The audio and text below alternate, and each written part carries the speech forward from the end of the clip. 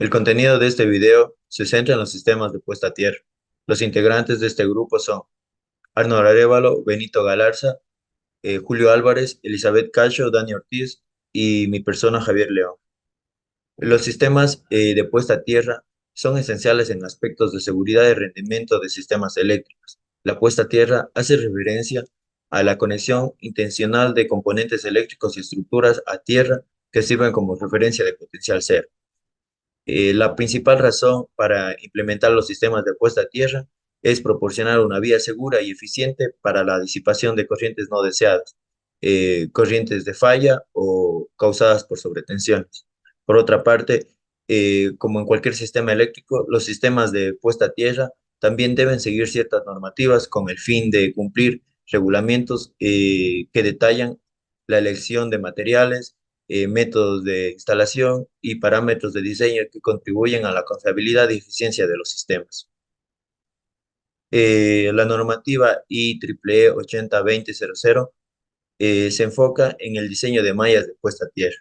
Esta normativa brinda una guía detallada en cuanto a aspectos técnicos de mayor relevancia para los sistemas de puesta a tierra, subestaciones y sistemas eléctricos, donde se incluyen formulaciones necesarias con las que se podrán realizar cálculos de acuerdo con lo relacionado de puestas a tierra.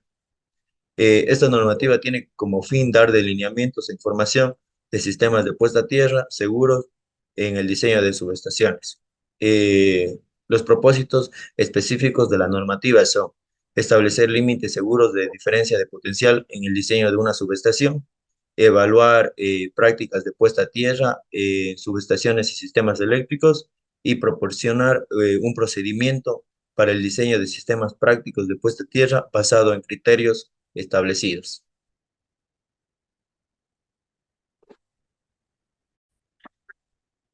Ya, vamos a explicar los métodos para la medición de la resistividad del suelo. Tenemos unos parámetros que nos dice la información geológica y muestras del suelo, variación del método de profundidad o método de 3 puntos, método de 4 puntos, tiene como dos opciones, que es igualmente espaciado o arreglo Wenner o espaciamiento desigual.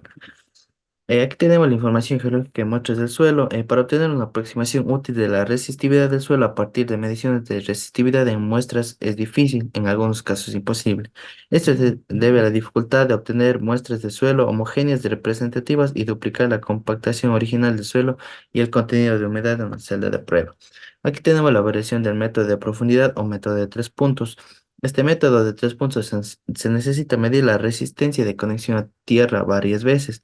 En cada emisión, la profundidad de enterramiento del electrodo de prueba debe aumentarse en un valor dado para forzar que más corriente experimental fluya hacia un suelo más profundo. Como podemos ver, esta es la fórmula de la resistencia de una varilla y despejándola nos da la fórmula de la resistividad. Este método tiene dos ventajas importantes, las cuales son el valor teórico de la resistencia de la varilla de tierra es simple de calcular con la presión adecuada y la conducción de varillas de tierra también confirma la profundidad de las varillas durante la instalación. Aquí tenemos el método de 4 puntos igualmente espaciado o arreglo Wenner. El método Wenner es un buen método para medir la resistividad aparente de terrenos extensos. Las cuatro picas auxiliares se instalan en el suelo con una profundidad de B y separadas por un intervalo A en línea recta. Como podemos ver aquí en la gráfica, nos muestra que las picas están separadas a una cierta distancia y están enterradas a una cierta distancia. Y así conectadas al componente electrónico. Es ventajoso tomar mediciones a lo largo de varios perfiles alrededor del área de interés para detectar cambios laterales en en la resistividad del suelo. Como podemos ver aquí, tenemos que medir tanto vertical, horizontal y diagonal para que nos dé un mejor valor de la resistividad. Tenemos el método de espaciamiento desigual. A diferencia del método Wenner, que requiere que todas las ondas se muevan para calcular la resistividad del suelo a diferentes profundidades, este método solo requirió que las ondas externas fueran reposicionadas para mediciones posteriores. Como podemos ver, aquí tenemos la fórmula del espaciamiento desigual. Para la primera etapa de la actividad, se llevó a cabo la medición de la resistividad del suelo en el Estadio Valeriano Gavinelli, ubicado en la Universidad Politécnica Salesiana. Con el objetivo de lograr esta tarea se empleó un instrumento de medición conocido como telurómetro. No obstante, como se detalló en la sección teórica, La configuración de los electrodos desempeña un papel crucial. En este caso se optó por utilizar el arreglo Wender, debido a su reconocida precisión. Sin embargo, antes es necesario configurar de manera óptima el mismo telurómetro, tal como se va a ver a continuación. El telurómetro lo encendemos y tenemos que, para medir la resistividad del suelo, necesitamos estar en este tipo de configuración. Bueno, tenemos la opción de medir a 50 o 25 voltios. Vamos a medir a 50, que es el voltaje que ingresa a las picas. También tenemos para configurar la frecuencia, la podemos dejar en automático o cambiarla según sea la medición de nuestro ambiente. En nuestro caso, en Ecuador utilizamos 60 hercios, entonces utilizamos eso. Y también tenemos para medir la distancia entre las picas, apostamos Start y aquí nos permite escoger qué distancia está. La máxima distancia que pueden tener de separación las picas son 50 metros.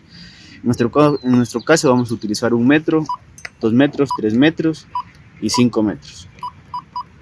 Bueno, una vez ya seleccionado la distancia entre las picas, aplastamos Enter y empezará a emitir el voltaje y nos regresará el valor de la resistividad del suelo. Para garantizar mayor precisión, no solo se realizaron mediciones con diferentes distancias entre las picas, sino que también se llevaron a cabo en diferentes direcciones, específicamente a 0, 45, 90 y 135 grados, en relación con la referencia establecida. Considerando estas variables, se procedió a realizar mediciones de la resistividad. En particular, las mediciones se llevaron a cabo en el centro de la cancha.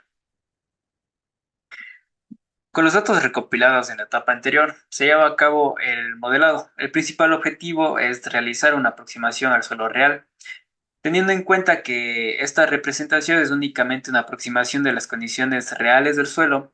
A través de este proceso se busca estimar si se trata de un suelo homogéneo o de varias capas.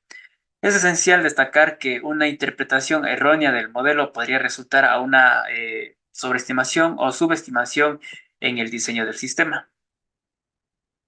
Cuando se recopila un conjunto de lecturas tomadas con diferentes desplazamientos de las sondas, se obtiene un conjunto de resistividades. Estas resistividades, al graficarse con respecto al espaciamiento, proporcionan información acerca de la presencia de capas distintas de suelo o roca. En el caso específico que nos ocupa, se obtuvieron las siguientes curvas. Como se evidencia en las gráficas previas, la resistividad muestra un comportamiento casi lineal y no experimentan variaciones significativas en relación con otras direcciones. Por ende, es posible definir que este suelo es uniforme, es decir, homogéneo y carece de capas.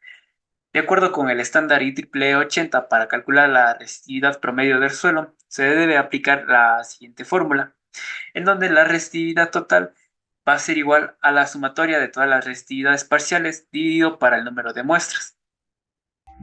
Medición de la puesta a tierra en la pantalla del estadio de la Universidad Politécnica Salesiana Valeriano Gabalera. Para realizar esta medición necesitamos una pinza amperométrica, la cual se comprueba que esté funcionando correctamente. Seguido a eso, vamos a verificar mediante nuestra pinza amperométrica que nuestra puesta a tierra es de 3.2 ohms. Tenemos que tener en cuenta que la medición con este aparato se debe realizar en lazo cerrado. Medición de la puesta a tierra del transformador. La puesta a tierra de un transformador es una componente crucial para la seguridad y el correcto funcionamiento del sistema eléctrico. Consiste en conectar a la parte metálica del transformador, carcasas o otros elementos conductores a una conexión a tierra. Esto se hace por seguridad y por estabilidad del sistema. Por seguridad, la puesta a tierra nos ayuda a disipar las corrientes de falla a tierra, evitando peligros eléctricos y reduciendo el riesgo de daños de equipos y a personas. Análisis de resultados. Como se ha podido visualizar, el terreno es homogéneo y la resistividad resulta ser el promedio de las mediciones, siendo así que la resistividad del terreno es de 16.0625 ohmios metro. Según el propósito de la puesta a tierra, ¿qué se necesita? El requerimiento de la puesta a tierra cambia. Según el manual diseñado por la Facultad de Ingeniería de la Universidad Nacional de Colombia, diseñado bajo la norma IEEE 80 y evaluado con el método de los elementos finitos MEF, los valores máximos de resistencia de puesta a tierra son los siguientes. Eh, bueno, para uso práctico se ha establecido para este caso una resistencia objetivo de 4 ohmios, usada principalmente para protección contra rayos. Se ha establecido un calibre del conductor de 0.003710 metros, que corresponde al calibre del conductor 2. Con la resistencia objetivo se puede usar la plantilla para determinar el modelo adecuado para la puesta a tierra. Se ha determinado que el modelo de triángulo es adecuado, aunque si se requiere mayor seguridad se puede optar por el modelo cuadrado. Ambos se determinaron a una profundidad de 0,5 metros y una separación de 2 metros. Con respecto a los resultados obtenidos en las mediciones de la puesta a tierra de las pantallas LED y el transformador, podemos apreciar que los resultados son relativamente bajos. En cuanto al transformador, esto puede deberse a que la universidad necesita estar protegida con una excelente puesta a tierra debido a los equipos sensibles que posee. En cuanto a la puesta a tierra de la pantalla LED, su valor bajo puede deberse a la resistividad del terreno, que es muy buena.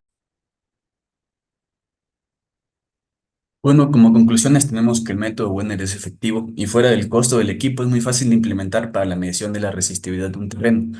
Pero cuando ya es de medir una puesta a tierra que ya está implementada, es más factible utilizar un telurómetro tipo pinza, ya que nos permite medir la resistencia de la tierra sin tener que desconectar la puesta a tierra, pero para lo cual tenemos que observar si hay una circulación por la misma, puesto que si está desconectada de todo, nos puede dar valores incorrectos, muy altos.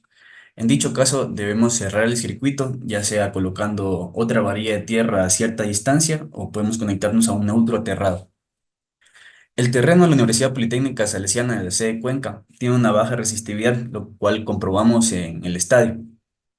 Por lo cual diseñar una puesta a tierra no se debe implementar grandes mallas ni mejorar la calidad del terreno para tener una baja resistencia de la tierra, lo cual también baja a su vez los costos de su implementación. Asimismo, las puestas a tierra que se encuentran en el estadio, en la pantalla LED y en los transformadores de la universidad son buenas puestas a tierra ya que son menores a 4 ohmios, la cual, puesto que en la normativa IEEE 80, las resistencias de puesta a tierra hasta los 5 ohmios ofrecen una protección adecuada a los equipos electrónicos sensibles, a telecomunicaciones y ofrecen una protección contra descargas atmosféricas. A su vez, incluso en la normativa IEEE 80, para subestaciones de media tensión, recomienda una puesta a tierra con una resistencia de 10 ohmios, por lo cual reitero que la puesta a tierra que se ocupa en la Universidad Politécnica Salesiana es bastante adecuada y buena.